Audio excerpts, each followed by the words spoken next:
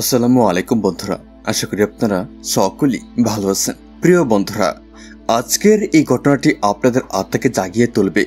এই জন্য অনুরোধ করছি ঘটনাটি একেবারে শেষ পর্যন্ত দেখবেন।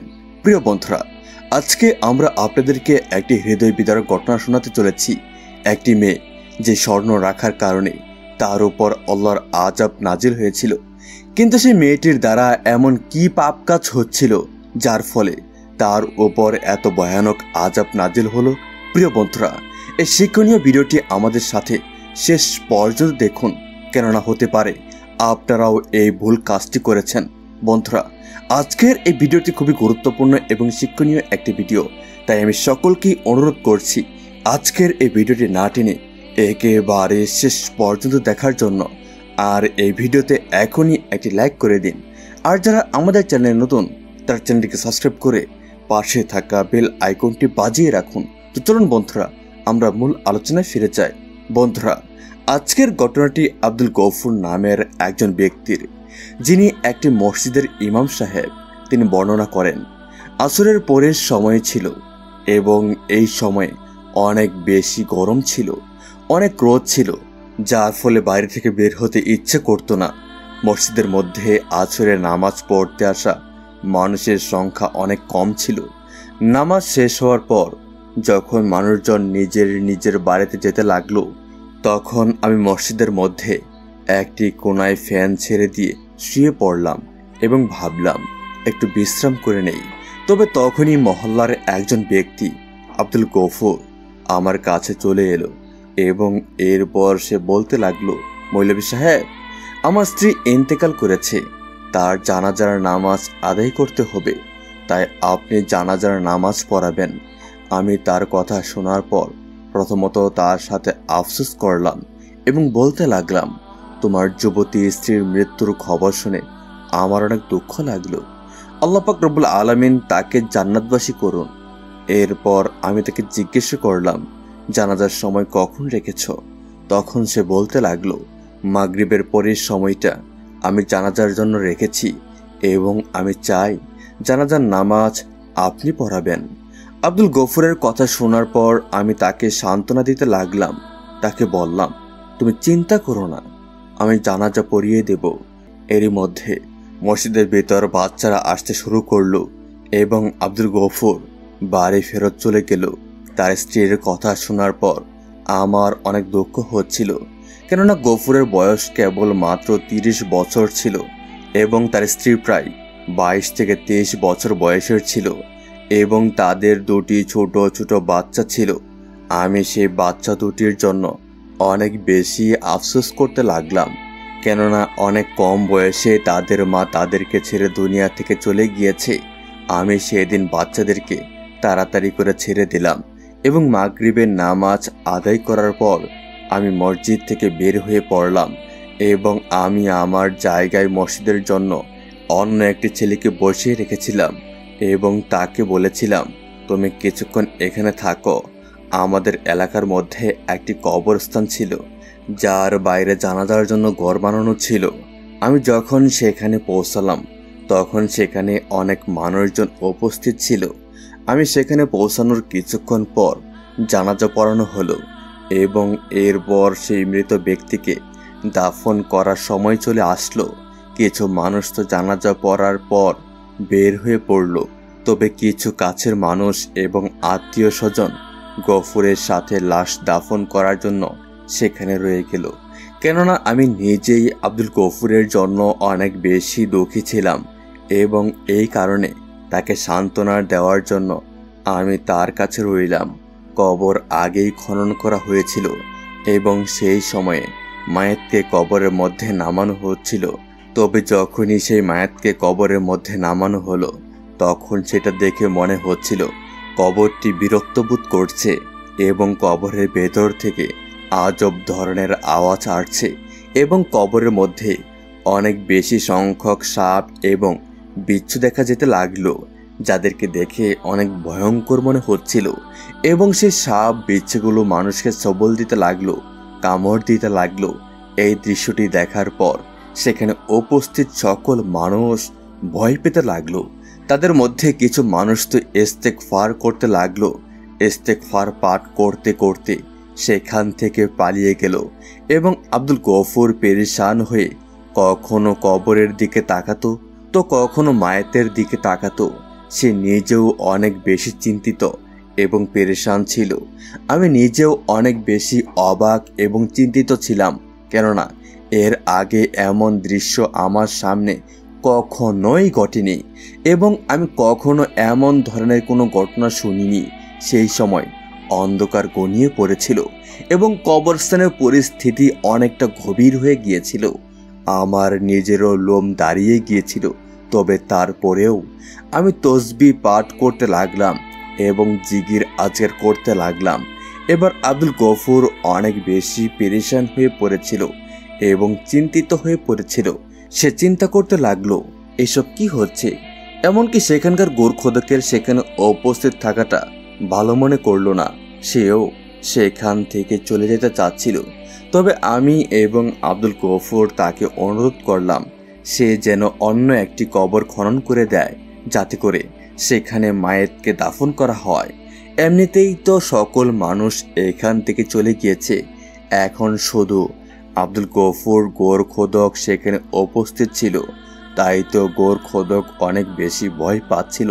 প্রথমে তো সে না করে দিয়েছিল, তবে আমাদের দুজনের অনুরোধ করার পর সে রাজি হয়ে গেল এবং অন্য একটি কবর খনন করতে শুরু করলো।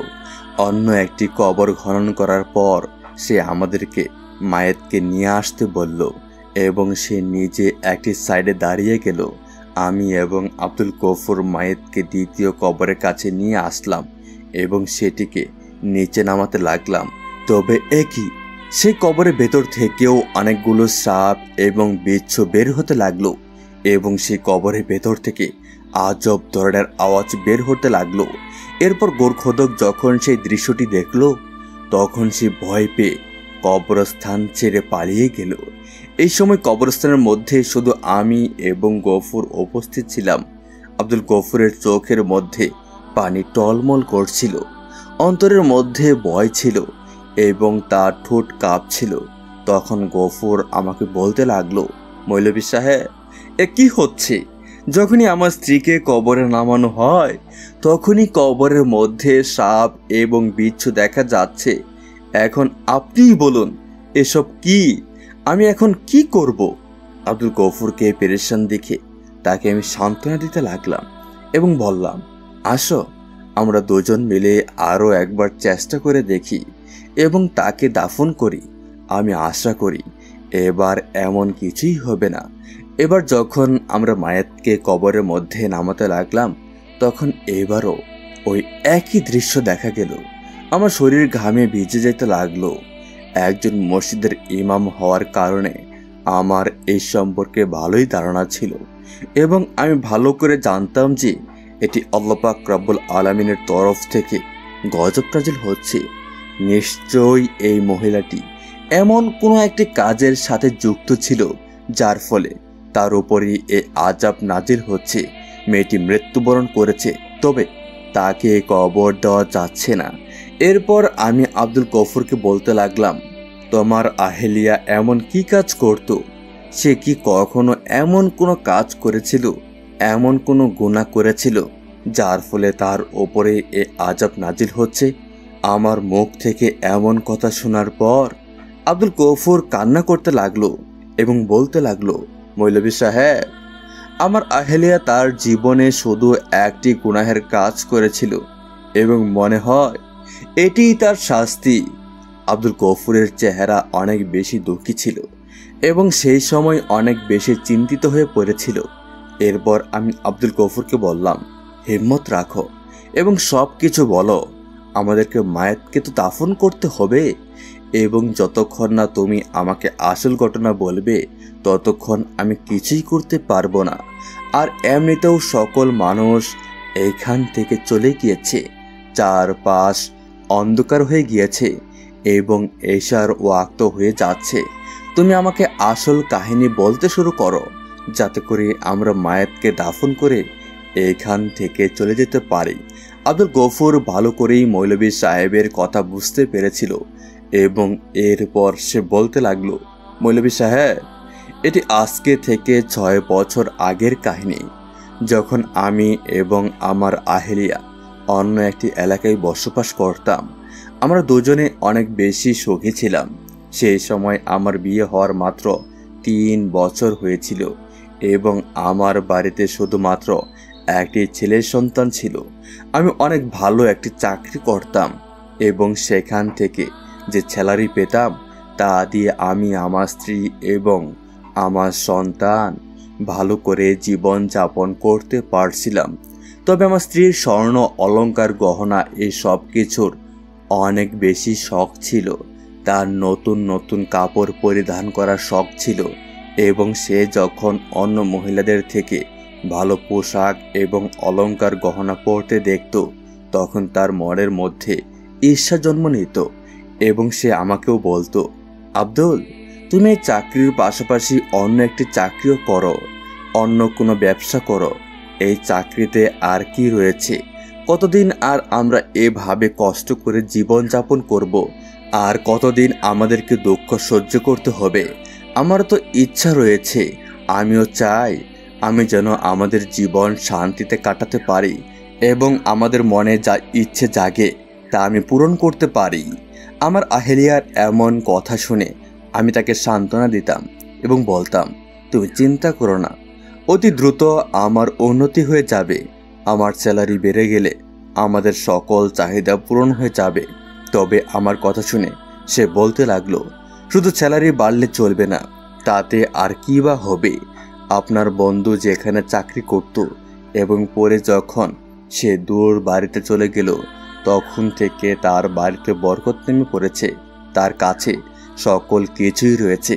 তার স্ত্রী ইচ্ছা মতো অলংকার সোনা গহনা পরিধান করে এবং তাদের বাচ্চারাও শহরের দামি স্কুলের মধ্যে লেখাপড়া করে। তাদের বাড়িতে প্রতিদিন পিৎজা, বার্গার এমন ধরনের খাবার এসে থাকে। তাই তুমিও তেমন কিছুই কাজ করো। আমার স্ত্রী যখন ডুবে পড়ে আমাকে এইসব কথা বলতো তখন তার কথা শুনে আমার অনেক বিরক্ত বোধ হতো, যার কারণে আমি এই বিষয়ের ওপর চিন্তা করতে বাধ্য হয়ে পড়ি এবং চিন্তা করলাম আমারও আমার স্ত্রীর এবং সন্তানের ভালো থাকার জন্য বাইরে চলে যাওয়া উচিত। এই কারণে আমি আমার জমা করা সকল টাকা পয়সা একটি এজেন্টকে দিয়ে দেই আমার বন্ধুর বলাতে। তবে সে এজেন্টটি ফ্রড ছিল এবং সে আমার টাকা মেরে দিয়েছিল। আমি চাকরিও ছেড়ে দিয়েছিলাম বিদায়। এখন আমার কাছে অন্য কোনো চাকরির অপশন ছিল না এবং যে সকল টাকা পয়সা আমি জমা করে রেখেছিলাম সেগুলো এখন আর নেই। আমাদের বাড়ির পরিস্থিতি খারাপ হতে লাগলো। এরপর থেকে আমার স্ত্রী আমাকে দিন রাত খোঁটা দিত এবং তার সাথে আমি প্রতিনিয়ত ঝগড়া করতাম। আমি তাকে বলতাম, তুমি আমার সাথে মোটেও ভালো করনি। আগে আমি যে চাকরি করতাম সেটি দিয়ে আমাদের দিনকাল ভালোই যাচ্ছিল, তবে তোমার না সক্রিয়ার কারণেই সেই সকল কিছু ধ্বংস হয়ে গিয়েছে। বিরক্ত হয়ে আমি যে সকল ছোটোখাটো কাজ পেতাম তাই করতাম। তবে এখন আগের মতো বাড়িতে সুখ শান্তি ছিল না। আমার স্ত্রীও বাড়ির খারাপ পরিস্থিতি দেখে অন্য একটি বাড়িতে একটি কাজ খুঁজে বের করলো। সেই বাড়ির মধ্যে দুজন স্বামী স্ত্রী বসবাস করত এবং তাদের কোনো সন্তান ছিল না। সেই মহিলাটির কোনো একটি সমস্যা ছিল, সে কোনো একটি রোগে আক্রান্ত ছিল, যার কারণে সে বেশিরভাগ বিছানাতে শুয়ে থাকতো। তাই আমার স্ত্রীকে ওনার দেখাশোনা করতে হতো এবং বাড়ির কাজও করতে হতো, যার ফলে সে ভালো পরিমাণে টাকা উপার্জন করতে পারছিল। আমার স্ত্রী প্রায়ই বাসায় এসে ওনার সম্পর্কে কথাবার্তা বলতো এবং শোনাতো। আজকে আমার সাহেব তার স্ত্রীর জন্য অনেক দামি একটি পোশাক কিনেছেন। সে আরও কখনো এসে বলতো, আজকে আমার সাহেব তার স্ত্রীর জন্য একটি স্বর্ণের আংটি কিনে এনেছেন। আমি অবাক হয়ে তার কথাগুলো শুনতাম, কেননা সে মহিলাটি তো অসুস্থ ছিল এবং তার স্বামী তো একটি ভালো কর্ম করত। আমার স্ত্রী আমাকে বলে, আমি যখনই আমার মালিককে দেখি তখনই আমার মনের মধ্যে ঈর্ষা জন্ম নেয়। সে মহিলাটি সব সময় তার হাতের মধ্যে স্বর্ণের চুড়ি পরিধান করে থাকেন এবং এছাড়াও তার গলার মধ্যে হার, কানের মধ্যে দুল এবং হাতের মধ্যে একটি আংটি পরিধান করে থাকেন এবং সে সকল কিছুই স্বর্ণের ছিল। আর আমার দিকে তাকাই দেখো, আমার কাছে তো কিছুই নেই। আমার আহেলিয়া সব সময় এই ধরনের কথা বলতো এবং নাশক্রিয়া করত। আমি আফসোস করতাম আর তার দিকে তাকিয়ে থাকতাম। আমার দিনকাল এভাবে অতিবাহিত হচ্ছিল। তবে আমাদের মাঝে আগের মতো কোনো কিছুই ছিল না। মনে হচ্ছিল আমার এবং আমার স্ত্রীর মাঝখানে একটি দেওয়াল দাঁড়িয়ে গিয়েছে। আমরা একে অপরজনের কাছ থেকে দূরে সরে যেতে লাগলাম, কেননা পরিস্থিতি পরিবর্তন হওয়ার পর থেকে আমি সকল কিছুর দোষ আমার স্ত্রীকে দিয়ে দিয়েছিলাম। তবে এর কিছুদিন পর আহেলিয়ার মালিক মৃত্যুবরণ করলেন। ওনার ইন্তেকালের সংবাদ আমাকে এবং আহেলিয়াকে অনেক দুঃখী করে দিয়েছিল। এই সময় আমার স্ত্রী তাদের সঙ্গে উপস্থিত ছিল, তবে সেই মহিলার স্বামী কাজে গিয়েছিল। আমার স্ত্রী তার সাহেবকে তার স্ত্রীর সংবাদ শোনায় এবং তাকে দাফন করা পর্যন্ত সে সেখানেই ছিল। আমার স্ত্রী এরপর থেকে অনেক চিন্তিত ছিল, কেননা তার কাজ বন্ধ হয়ে গিয়েছিল। সে এখন থেকে বাড়িতেই থাকতো আর আমি তাকে সান্ত্বনা দিতাম এবং বলতাম, তুমি চিন্তা করো না, আল্লাহ পাক রব্বুল আলামিন তোমাকে অন্য কাজ দান করবেন। তবে আমি জানতাম না যে আমার স্ত্রী পেরেশান হওয়ার পেছনে অন্য কোনো কাহিনী ছিল এবং আমি যখন সেই কারণটি সম্পর্কে জানতে পারলাম তখন আমি নিজেও অনেক বেশি রাগান্বিত হয়ে গেলাম। একদিন হঠাৎ করে যখন আমি সন্ধ্যাবেলা বাড়ি দ্রুত চলে এলাম, সেদিন আমার শরীর কিছুটা খারাপ ছিল। তবে সেই সময় আমার স্ত্রী আমার বাড়ি আসার কথা সম্পর্কে জানতো না এবং সেই সময় আমার স্ত্রী তার হাতের মধ্যে দুটি স্বর্ণের চুড়ি নিয়ে অনেক মনোযোগ সহকারে সেটির দিকে তাকাচ্ছিল এবং খুশি হচ্ছিল। আমি যখন তাকে এমন অবস্থায় দেখলাম তখন আমি অবাক হয়ে গেলাম। এরপর আমি আমার স্ত্রীকে জিজ্ঞাসা করলাম, এই চুড়িগুলো কোথা থেকে এসেছে, এই চুড়িগুলো কার? আমার এরকম ধরনের কথা শুনে আমার স্ত্রী ভয় পেয়ে গেল, যার ফলে তার হাত থেকে চুড়িগুলো পড়ে গেল। এরপর সে ভয়ে ভয়ে চুড়িগুলো তুলতে লাগলো এবং বলতে লাগলো, আরে তুমি কখন আইলে? আমাকে দেখে তো সে অনেক ভয় পেয়ে গিয়েছিল। তবে আমি তার প্রশ্ন অদেখা করে তাকে জিজ্ঞাসা করলাম, এই চুড়িগুলো কার এবং কোথা থেকে এসেছে? আমার ধরন এবং কথাগুলোর মধ্যে সন্দেহ ছিল, যা দেখে আমার স্ত্রী অনেক ভয় পেতে লাগলো এবং তার হাত পা কাঁপতে লাগলো। আর তখনই সে তার চেহারা দুই হাত দিয়ে লুকিয়ে জোরে জোরে চিৎকার করে কাঁদতে লাগলো এবং বলতে লাগলো, আব্দুল, আমাকে সন্দেহ করো না, আমি তোমাকে সকল কিছু সত্য বলছি। তখন সে আমাকে বলতে লাগলো, আমি যে বাড়িতে কাজ করতাম সেই বাড়ির মহিলার অনেক বেশি অলংকার, গহনা, স্বর্ণ ছিল এবং সব সময় তিনি তা পরিধান করে থাকতেন। ওনাকে দেখে আমার মনের মধ্যে অন্যরকম ইচ্ছা জাগ্রত হতে লাগলো। আমিও চাচ্ছিলাম যে আমিও সেরকম স্বর্ণ গহনা পরি, নিজের হাতে সেরকম ধরনের স্বর্ণের চুড়ি এবং আংটি পরি। তাই যেদিন সেই বাড়ির মহিলাটি মৃত্যুবরণ করলো সেদিন না জানি আমার কি হয়ে গিয়েছিল। আমার উপর হয়তোবা শয়তান ভর করে ফেলেছিল। এরপর আমি ওনার হাত থেকে সেই চুড়িগুলো খুলে নিয়েছিলাম এবং আমি খুব ভালো করেই জানতাম যে সেই সময় সাহেব এত কিছু দেখবেন না এবং দুঃখের কারণে তিনি আন্দাজও করতে পারবেন না যে চুড়িগুলো কই রয়েছে। এবং তাই হলো, সাহেব কোনো কিছুই লক্ষ্য করলো না, কেননা বাকি স্বর্ণ গহনা তো তার জায়গায় ছিল, শুধু চুড়িগুলো সেখানে ছিল না। আমি প্রথম তো অনেক ভয় পেতে থাকলাম, তবে পরে শান্ত হয়ে গেলাম, কেননা সাহেব সেই চুড়িগুলো সম্পর্কে কোনো কিছুই জানতো না। তিনি তো তার স্ত্রীর মৃত্যুর দুঃখ থেকে বের হতেই পারছিল না। তবে আব্দুল, আমি যখন থেকেই এই চুড়িগুলোকে আমার কাছে রেখে দিয়েছি তখন থেকে না জানি এমন কি বিষয় রয়েছে যার কারণে আমি এই চুড়িগুলোকে নিজের হাতে রাখতে পারিনি। যখন আমি সেই চুড়িগুলোকে নিজের হাতে পড়তে যাই তখন না জানি কেন আমার মালকিনের চেহারা আমার চোখের সামনে ভেসে ওঠে এবং সেই সময় আমি ওনার হাতে এই চুড়িগুলো দেখতে পাই। তখন আমি ভয় পেয়ে যাই এবং সেই চুড়িগুলো রেখে দেই। প্রতিদিন রাতে স্বপ্নের মধ্যে আমি মালিককে দেখতে পাই এবং তিনি আমার সাথে কথা বলে থাকেন। তিনি বলেন, আহেলিয়া, তুমি আমার সাথে এ কি করলে? তুমি একজন মৃত মহিলার সাথে ধোঁকাবাজি করেছ, তার আমানতকে তুমি খেয়ানত করেছ। এই কথাগুলো তিনি প্রতিদিন আমাকে বলতে থাকেন এবং আমি ভয় পেয়ে উঠে বসে পড়ি। আমি বুঝতে পারছি না আমি এখন কি করব। এই চুরিগুলো আমার জন্য এখন অভিশাপ হয়ে দাঁড়িয়ে গিয়েছে। আহলিয়া যখন অসহায় হয়ে এই কথাগুলো আমাকে বলতেছিল, তখন আমি অবাক হয়ে তার দিকে তাকিয়েছিলাম। আমি বিশ্বাস করতে পারছিলাম না যে আমার স্ত্রী এমন ভুল কাজ করবে এবং সে এরকম তার সম্পর্কে আমাকে বলবে। আমি তাকে কি বলবো আর কি বা গালিগালাজ করব? কেননা সে তো আগে থেকেই আফসোসের জলে ডুবে গিয়েছে। তাই আমি তাকে বলতে লাগলাম, তুমি আসলেই এই কাজটি করে আফসোস করছো?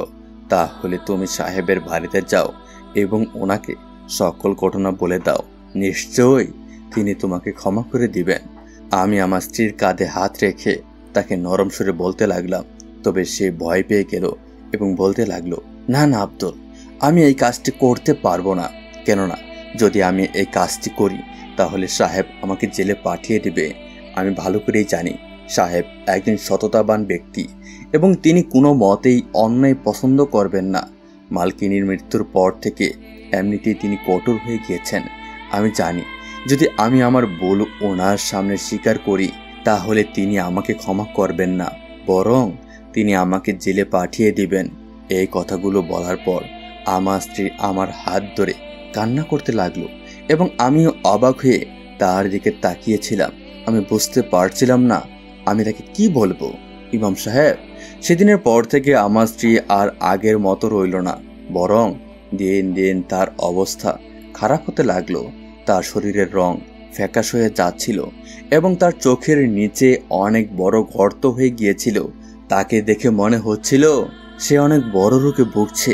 আমার স্ত্রী যার আগে অনেক সুখে ছিল, সব সময় পরিপাটি থাকতো, স্বর্ণ গহনা পরিধানের ইচ্ছা থাকতো, সে এখন অন্য একটি মানুষের পরিবর্তন হয়ে গিয়েছিল।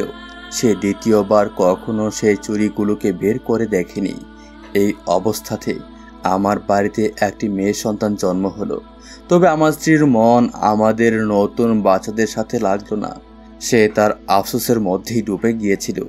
এবার তো সে দিনের বেলাতেও সেই মহিলাটিকে দেখা শুরু করে দিল এবং যখন সে সেই মহিলাটিকে দেখতে পেত তখন সে চিৎকার করে উঠত। আমি চাচ্ছিলাম আমি সাহেবের সাথে কথা বলে ওনাকে সকল সত্য ঘটনা বলে দিব এবং আমার স্ত্রীর জন্য ক্ষমা প্রার্থনা করব। হয়তোবা এই কাজটি করে আমার স্ত্রী ঠিক হয়ে যাবে, তার পরিস্থিতি ভালো হয়ে যাবে। এই কারণে আমি আমার স্ত্রীকে না জানিয়ে সেই সাহেবের বাড়িতে চলে গেলাম। তবে সেখানে গিয়ে আমি জানতে পারলাম সাহেব 2 মাসের জন্য দেশের বাইরে চলে গিয়েছেন। এই সংবাদটি শোনার পর আমি অনেক বেশি দুঃখী হয়ে পড়লাম, কেননা আমার স্ত্রীর পরিস্থিতি দিন দিন খারাপ হচ্ছিল। আমি জানতাম যে সে লোভে পড়ে একজন মৃত মহিলার হাত থেকে খুলে নিয়েছিল। তবে এখন সেই ভুল তার জীবনের সবচেয়ে বড় অভিশাপ হয়ে দাঁড়িয়েছিল। সেই চুরিগুলো এখনো আমাদের বাড়ির আলমারিতে রয়েছে এবং সে এই আফসোস করতে করতে আমার স্ত্রী এই দুনিয়া থেকে ইন্তেকাল করে চলে যায়। এরপর যা হয়েছে তা তো আপনি দেখতেই পারছেন। আমি তার জানাজার কাজ সম্পূর্ণ করে তাকে কবরে দাফন করার চেষ্টা করছি, তবে কবর তাকে কবুল করতে চাচ্ছে না। সাপ এবং বিচ্ছুগুলো তাকে ছোবল দেওয়ার জন্য উত্তেজিত হয়ে পড়েছে। মৌলভী সাহেব, এখন আপনিই বলুন আমি এখন কি করব? এই কথাগুলো বলার পর আব্দুল গফুর আবার কান্না করতে লাগলো এবং আমি একদম চুপ হয়ে গেলাম। আমি কখনো ভাবতেই পারিনি যে কোনো একজন মহিলা এরকম ধরনের গুনাহ করে আযাব ভোগ করবে। এরপর আমি কিছু চিন্তা করলাম এবং আব্দুল গফুরকে বললাম, তুমি বাইরে থেকে চুরিগুলোকে নিয়ে এসো, কেননা সেই চুরিগুলো এখানে অনেক বড় একটি ভূমিকা পালন করতে পারে। গফুর বলতে লাগলো, মৌলভী সাহেব, সেই চুরিগুলো কিভাবে এখানে ভূমিকা পালন করতে পারে? তখন আমি বললাম, তুমি আগে নিয়ে এসো, আমি এখানে বসে থাকবো। এরপর সেই চুরিগুলো আনতে গেল এবং আমি সেখানে বসে ইস্তেগফার পাঠ করতে লাগলাম। এরপর গফুর সেই চুরিগুলো নিয়ে এলো। সেই চুড়িগুলো ছিল স্বর্ণের এবং তা দেখতে অত্যাধিক সুন্দর ছিল, যা দেখে যে কোনো মহিলার লোভে পড়ে যাবে। এরপর আমি গফুরকে বললাম, চুড়িগুলো তোমার স্ত্রীর উপর রেখে দাও এবং এরপর আমাকে সাহায্য করো লাশটিকে কবরে নামাতে। এবং গফুর ঠিক তেমনটাই করলো। আমরা যখন চুরিসহ তাকে কবরে নামালাম তখন কবর তাকে কবুল করে নিল। তবে এরপর তার সাথে কি হলো তা আল্লাহ পাক রব্বুল আলামিন ভালো জানেন। এরপর আমি এবং আব্দুল গফুর দাফনের কাজ সম্পন্ন করলাম এবং সেখান থেকে চলে এলাম। আব্দুল গফুর অনেক বেশি দুঃখী ছিল, কেননা প্রথমত তার স্ত্রী মৃত্যুবরণ করেছিল। তবে এরপর তার স্ত্রীর কবরের মধ্যে এমন ভয়ানক দৃশ্য দেখতে পাওয়া গেল। আমি পুরো রাস্তা ধরে তাকে সান্ত্বনা দিতে লাগলাম এবং তাকে সবর করতে বললাম। এরপর আমি তাকে তার বাড়িতে পৌঁছে দিলাম এবং নিজে মসজিদে ফেরত আসলাম। এশার নামাজ অনেক আগেই শেষ হয়ে গিয়েছিল, তাই আমি একাই এশার নামাজ আদায় করলাম। মহিলার মাগফিরাতের জন্য দোয়া করতে লাগলাম, কেননা সে যে গুনাহের কাজ করেছিল তার কারণে তাকে কিয়ামত পর্যন্ত শাস্তি ভোগ করতে হবে। তো প্রিয় বন্ধুরা, এই ছিল আমাদের আজকের ভিডিওটি আপনাদের কাছে কেমন লেগেছে তা অবশ্যই কমেন্ট করে জানাবেন। ভিডিওটি ভালো লাগলে অবশ্যই ভিডিওতে একটি লাইক দিবেন এবং নিয়মিত আরও এরকম নতুন নতুন ইসলামিক ভিডিও পেতে আমাদের এই চ্যানেলটিকে সাবস্ক্রাইব করে পাশে থাকা বেল আইকনটি বাজিয়ে রাখুন। দেখা হবে আবার নতুন কোনো ভিডিওতে। সেই পর্যন্ত আপনারা সকলেই ভালো থাকবেন, সুস্থ থাকবেন এই প্রত্যাশায় আজকের মতো বিদায় নিচ্ছি। আল্লাহ হাফেজ।